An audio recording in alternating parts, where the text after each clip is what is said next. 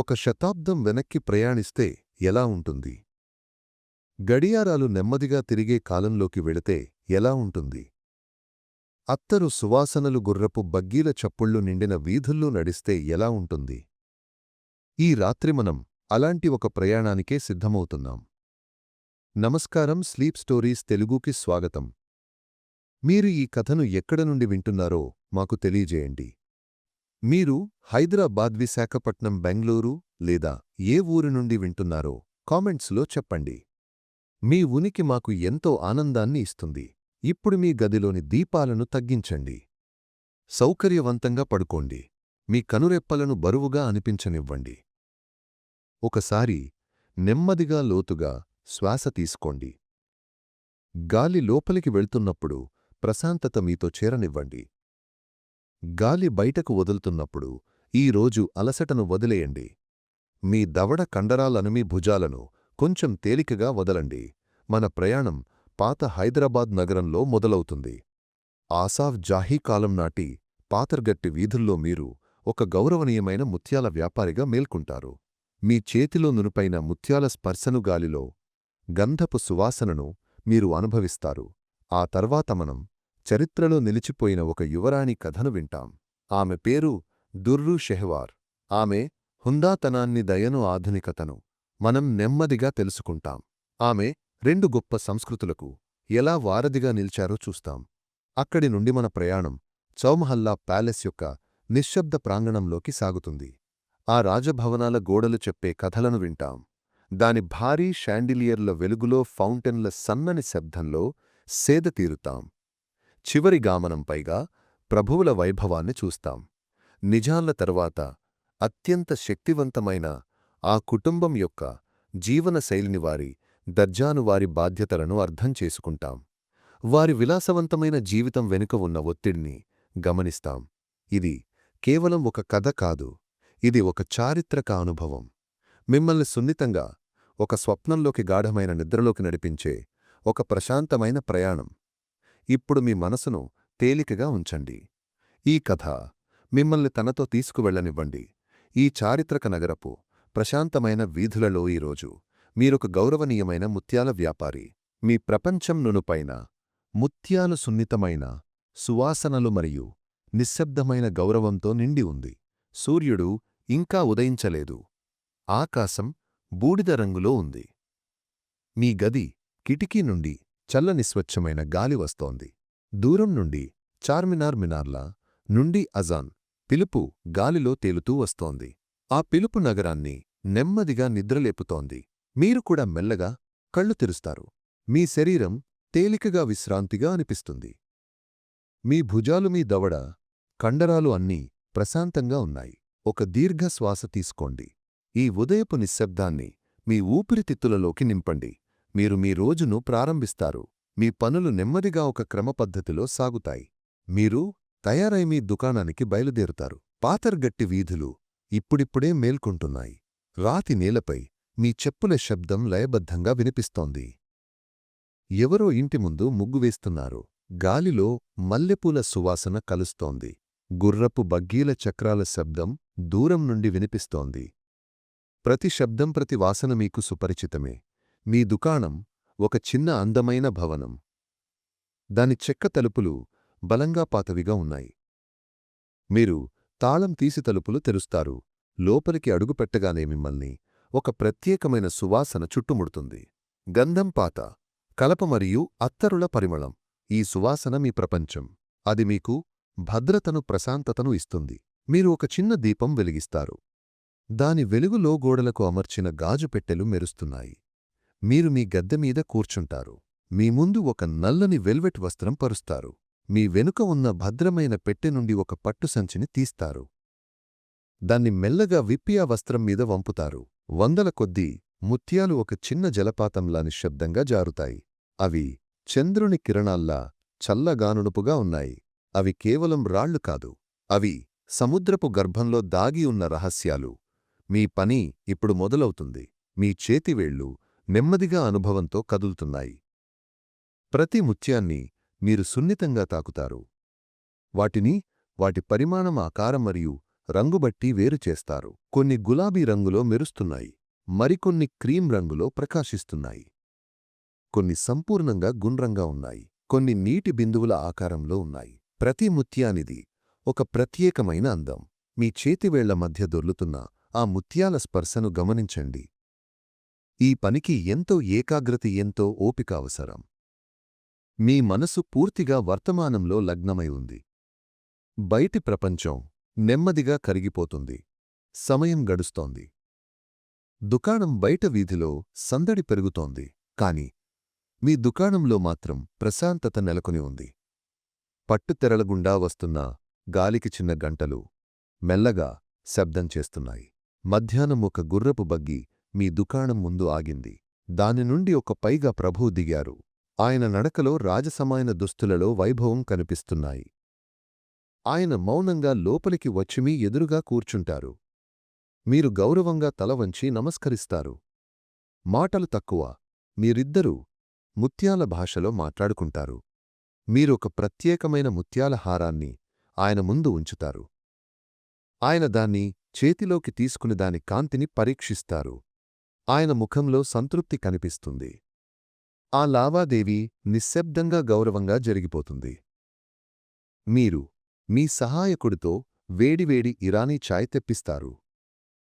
ఆ చిన్న గాజు గ్లాసులోని చాయ్ మీ చేతులకు వెచ్చదనాన్ని ఇస్తుంది. దానిలోని యాలకుల సువాసన తీయని రుచి మీకు కొత్త ఉత్తేజాన్ని ఇస్తాయి. ఆ ప్రభువు వెళ్ళిపోయాక దుకాణంలో మళ్లీ నిశ్శబ్దం ఆవరిస్తుంది. సాయంత్రమవుతోంది. పడమటి నుండి వస్తున్న సూర్యకిరణాలు మీ దుకాణంలోని ముత్యాలపై పడివాటిని మరింత ప్రకాశవంతం చేస్తున్నాయి. నగరం యొక్క శబ్దాలు మారుతున్నాయి. పిల్లల కేరింతలు, పక్షుల కిలకిలా రావాలు వినిపిస్తున్నాయి.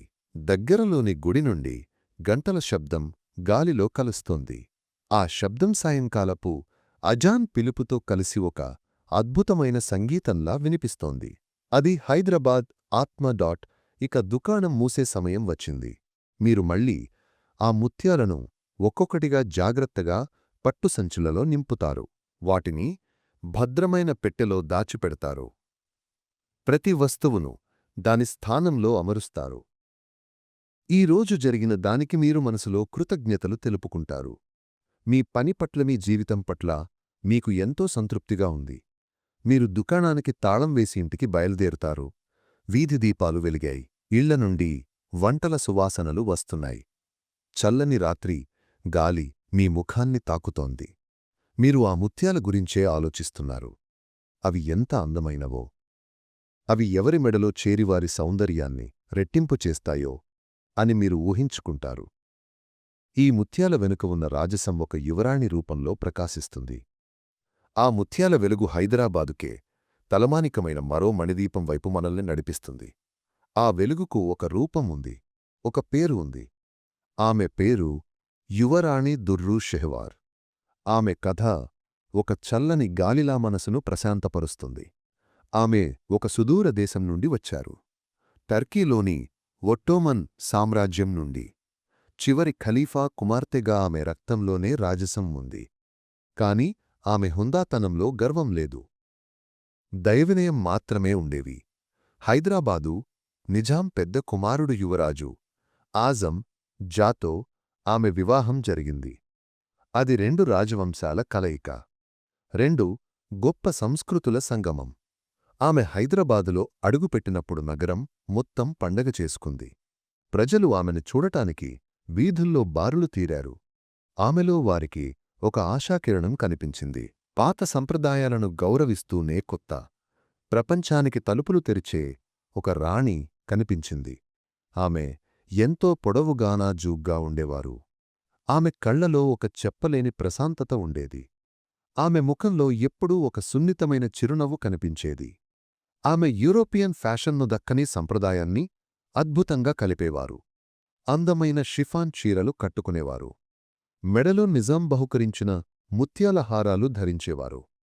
ఆమె నడుస్తుంటే ఆమె చీర గాలికి మెల్లగా కదులుతున్న శబ్దం ఒక సంగీతంలా వినిపించేది. ఆమె దగ్గర నుండి మల్లెపూల సువాసన వచ్చేది. ఆమె ఉనికే చుట్టూ ఉన్న వాతావరణాన్ని ఆహ్లాదంగా మార్చేసేది. ఆమె దినచర్య చాలా ప్రశాంతంగా సాగేది. ఉదయాన్నే తన నివాసమైన బెల్లా విస్టా ప్యాలెస్ లోకిటికి దగ్గర కూర్చునేవారు. బయట పక్షుల కిలకిలారావాలు వింటూ కాఫీ తాగేవారు. ఆమెకు పుస్తకాలు చదవడమంటే ఎంతో ఇష్టం, ముఖ్యంగా కవిత్వం. రూమీ గాలిబ్ వంటి కవుల రచనలను ఇష్టంగా చదువుకునేవారు. ఆ కవిత్వంలోని లోతైన భావాలు ఆమె సున్నితమైన మనసును తాకేవి. ఆ క్షణాలలో ఆమె ఒక యువరాణిలా కాదు, ఒక సాధారణ వ్యక్తిలాతనలో తాను లీనమైపోయేవారు. కొద్దిసేపు మీ శ్వాసను గమనించండి. గాలి లోపలికి వెళుతున్నప్పుడు మీ శరీరం తేలిక పడుతున్నట్టు ఊహించుకోండి. గాలి బయటకు వస్తున్నప్పుడు మీలోని అలసట మొత్తం వెళ్ళిపోతున్నట్టు భావించండి. యువరాణి దుర్రు షెహవార్ కేవలం అంతఃపురానికే పరిమితం కాలేదు. ఆమె ప్రజల మధ్యకు వచ్చారు, వారి కష్టసుఖాలలో పాలు పంచుకున్నారు. ముఖ్యంగా స్త్రీల విద్య ఆరోగ్యం కోసం ఆమె ఎంతో పాటుపడ్డారు. ఆడపిల్లలు చదువుకుంటే నే సమాజం అభివృద్ధి చెందుతుందని ఆమె గట్టిగా నమ్మేవారు. ఎన్నో బాలికల పాఠశాలలకు ఆమె మద్దతు ఇచ్చారు.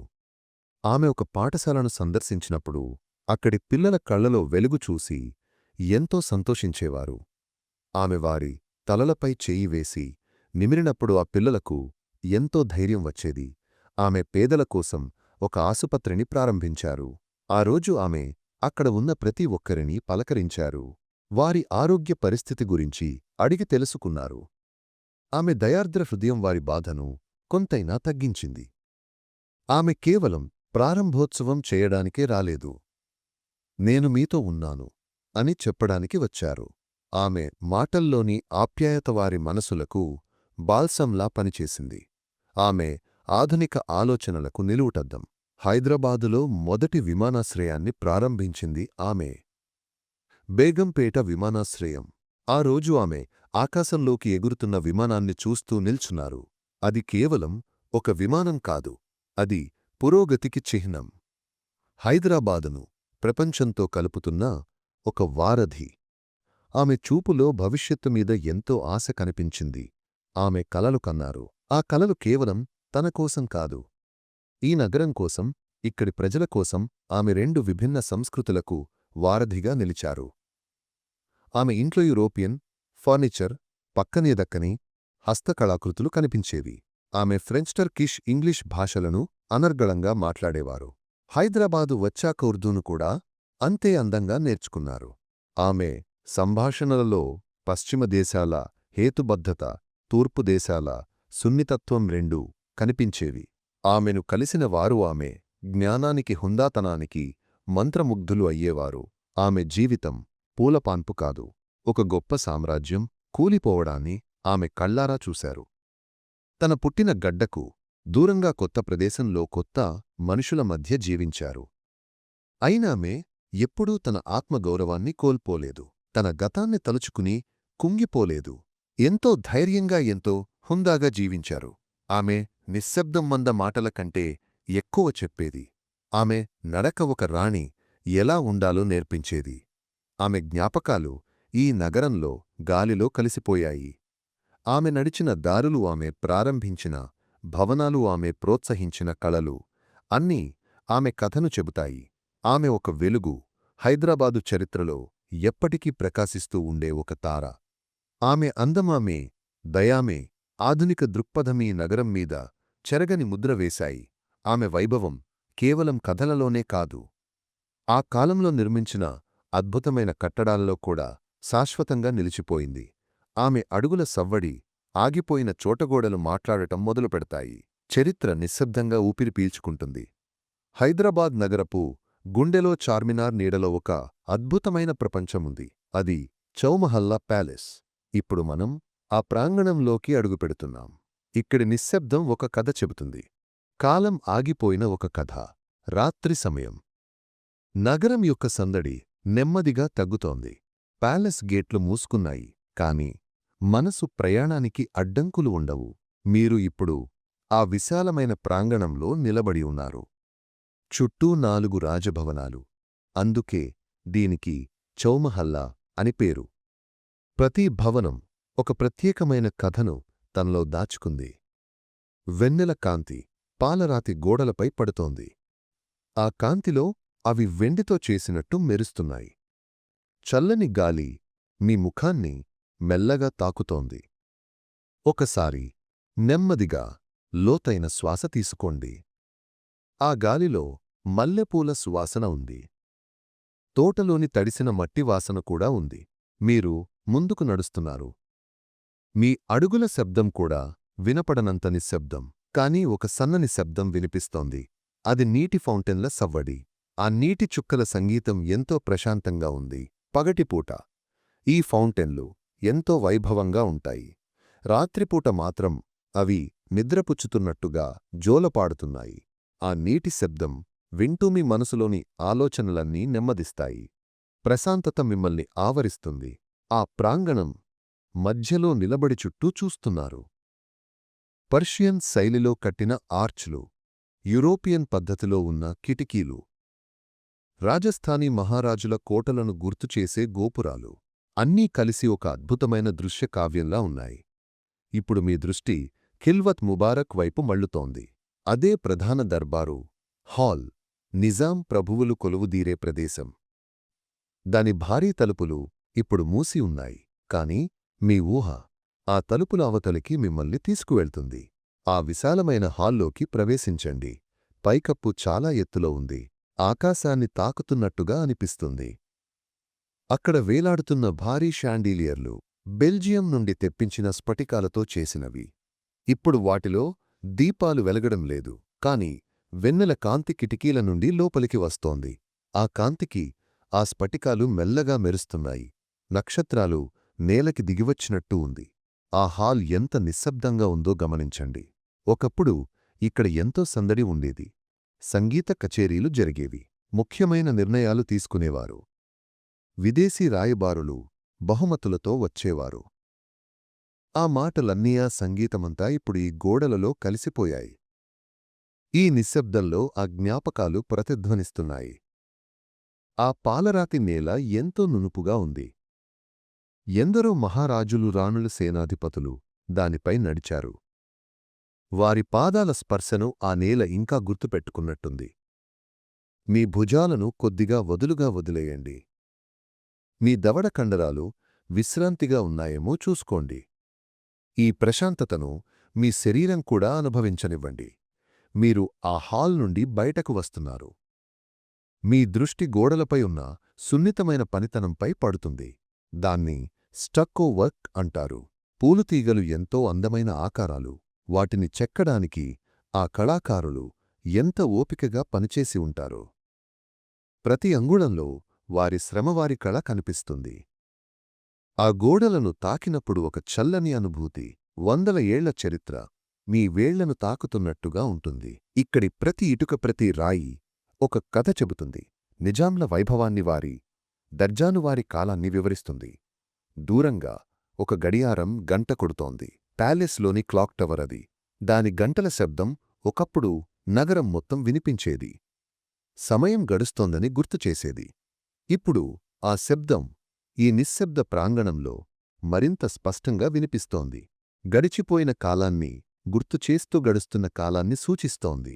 ప్రతి గంటకు ఈ ప్యాలెస్ తన జ్ఞాపకాల పొరలలో మరొకదాన్ని కలుపుకుంటుంది. అది రాజుల కథలను చూసింది, రాజ్యాల పతనాన్ని చూసింది, తరాలు మారడాన్ని గమనించింది. కాని అది మాత్రం నిశ్శబ్ద సాక్షిగా అలాగే నిలబడి ఉంది.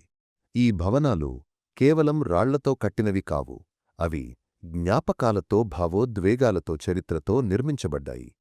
ఈ ప్రశాంతమైన వాతావరణంలో ఆ చరిత్ర యొక్క బరువు మీకు తెలియదు. కేవలం దానిలోని శాంతి మాత్రమే మీకు అనుభూతికి వస్తుంది. చల్లని గాలి మరోసారి మిమ్మల్ని తాకుతుంది. ఈసారి అది మిమ్మల్ని వర్తమానంలోకి తీసుకువస్తుంది. ప్యాలెస్ యొక్క నిశ్శబ్దం, దాని అందం మీ మనసులో నిలిచిపోతాయి. అది ఒక సురక్షితమైన ప్రదేశం, ఆలోచనలకు తావులేని ప్రదేశం, కేవలం ప్రశాంతత మాత్రమే ఉన్న చోటు. నిజాంల పాలనకు ఈ ప్యాలెస్ కేంద్రంగా ఉండేది. వారి దర్బారు ఇక్కడే జరిగేది. కాని ఈ గోడల మధ్య జీవించిన పైగా ప్రభువుల దర్జా వేరు. వారి కథ కూడా అంతే వైభవంగా ఉండేది. ఆ అద్భుతమైన కట్టడాలు కేవలం రాళ్లతో కట్టినవి కావు. వాటి గోడల మధ్య ఎన్నో జీవితాల కథలు దాగి ఉన్నాయి. ఆ కథలలో ఒక ముఖ్యమైన అధ్యాయం పైగా ప్రభువులది. వారి జీవితాలు నిజాం పాలనలో ఒక ప్రత్యేక స్థానాన్ని పొందాయి. ఆ వైభవాన్ని ఇప్పుడు మనం నెమ్మదిగా గుర్తుచేసుకుందాం. నిజాం తరువాత హైదరాబాదులో అత్యంత శక్తివంతమైన వారు పైగా కుటుంబం.